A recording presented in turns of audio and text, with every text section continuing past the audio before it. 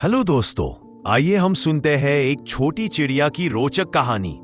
ऐसे ही कहानियां सुनने के लिए हमारे चैनल को सब्सक्राइब करें। कहानी का नाम है छोटी चिड़िया की आखिरी उड़ान। भाग 1, जन्म और पहली उड़ान। हरी भरी वादियों के बीच एक पुराने बरगद का विशाल पेड़ था। उसके सबसे ऊंचे डाल पर एक छोटा सा घोंसला था, जहां एक माँ चिड़िया अपने 4 अंडों को गर्मी दे रही थी। वह रोज सुबह सूरज की पहली किरण के साथ गुनगुनाती, चू चू चू चू, मेरे बच्चों जल्दी आओ। कुछ दिनों बाद 4 अंडे फूटे और उनमें से 4 नन्ही चिड़िया निकली। उनमें सबसे छोटी थी चिन्नी, जो बाकी तीनों से थोड़ी कमजोर थी, लेकिन उसकी आंखों में सबसे ज्यादा चमक थी। वह हमेशा मां की ओर प्यार से देखती और धीरे से चू चू करती, मानो कह रही हो, मां मैं भी उड़ूंगी ना कभी। मां मुस्कुराती, जरूर बेटा, तू भी आसमान छुएगी, बस थोड़ा धैर्य रख। दिन बीतते गए। तीनों बड़ी चिड़िया धीरे धीरे उड़ने लगीं, लेकिन चिन्नी हमेशा पीछे रह जाती। उसके पंख थोड़े कमजोर थे और हवा की हल्की सी लहर भी उसे डरा देती थी। जब बाकी बहनें आसमान में उड़ती, वो डाल पर बैठी उनकी ओर देखती और सोचती, काश मैं भी ऐसे उड़ पाती। मां उसे हिम्मत देती, डर मत चिन्नी, हर किसी का अपना समय होता है। भाग 2, आधी और बिछड़ाव। एक दिन दोपहर को मौसम अचानक बदल गया। काले बादल छा गए, बिजली चमकी और तेज हवा चलने लगी। मां चिड़िया ने अपने बच्चों को घोंसले में छुपा लिया, लेकिन वो आधी कुछ अलग ही थी। वो बरगद का विशाल पेड़ भी झूमने लगा और देखते ही देखते घोंसला टूटकर नीचे गिर गया। तीनों बड़ी चिड़िया उड़कर किसी तरह बच गई, पर छोटी चिन्नी उड़ नहीं सकी। वो नीचे गिर पड़ी और एक पत्थर से टकराकर बेहोश हो गई। मां चीखी, चिन्नी, पर हवा के शोर में उसकी आवाज दब गई। आधी के बाद आसमान साफ हुआ। मां ने चारों ओर ढूंढा, पर चिन्नी कहीं नहीं मिली।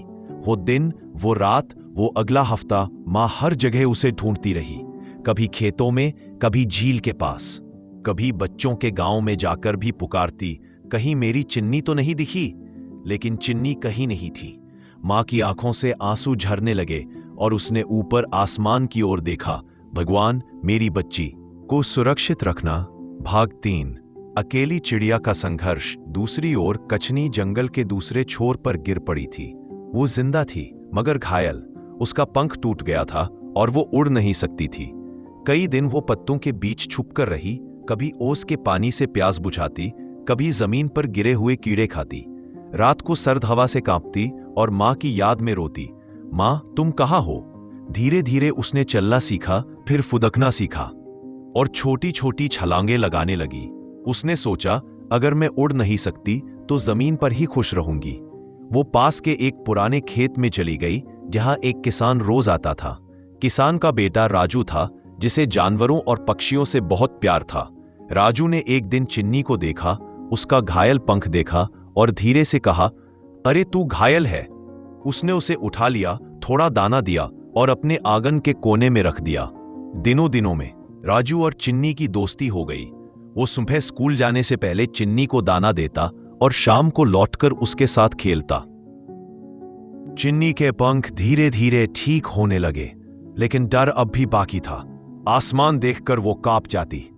राजू कहता, तू उड़ सकती है चिन्नी। वो मुस्कुराकर सिर झुका लेती, नहीं, मुझे डर लगता है। भाग 4, बिछड़े रिश्तों की पुकार। कई महीने बीत गए। एक दिन खेत में वही मां चिड़िया आई, जो अब बूढ़ी हो चुकी थी। वो दूर से देख रही थी कि राजू के घर में एक चिड़िया है जो बिल्कुल चिन्नी जैसी लगती है। वो पास आई, धीरे से बोली, चू चू। चिन्नी ने वो आवाज सुनी, उसका दिल जोर से धड़कने लगा।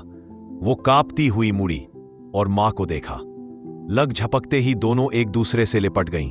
मां रो रही थी, मुझे पता था तू जिंदा है। चिन्नी भी रोते हुए बोली, मां मैं उड़ नहीं पाई। मां बोली, कोई बात नहीं बेटा, उड़ना ही जिंदगी नहीं होता, जीना भी तो जरूरी है। राजू ये दृश्य देखकर मुस्कुराया, उसके भी आंसू निकल आए। वो जान गया कि अब चिन्नी को उसका घर मिल गया है।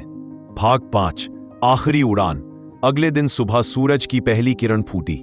हवा में हल्की ठंडक थी। मां ने कहा, चल चिन्नी, आज एक कोशिश और करते हैं। चिन्नी, अगर मैं गिर गई तो? मां मुस्कुराई, अगर तू गिरी तो मैं पकड़ लूंगी।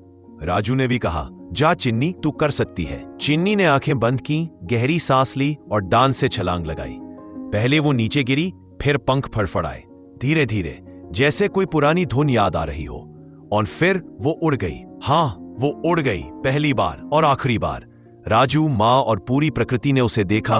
वो आसमान में चक्कर लगा रही थी, जैसे अपने सारे डर को पीछे छोड़ आई हो। लेकिन कुछ ही पलों बाद वो थक गई।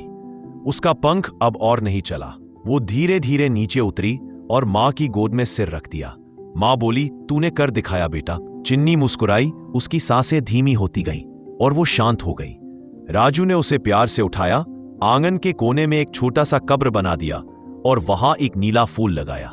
वो हर सुबह उस फूल से कहता, मेरी छोटी चिड़िया अब आसमान में आजाद है।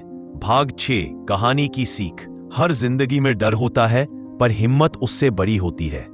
उड़ान सिर्फ आसमान में नहीं होती, दिल में होती है। और कभी कभी छोटी सी कोशिश भी पूरी जिंदगी का अर्थ बदल देती है। दोस्तों, उम्मीद है कि आपको ये कहानी अच्छी लगी होंगी। ऐसे ही कहानी के लिए हमारे चैनल को सब्सक्राइब करें और बेल आइकॉन को दबाएं। मिलते हैं अगले कोई मजेदार कहानियों के साथ।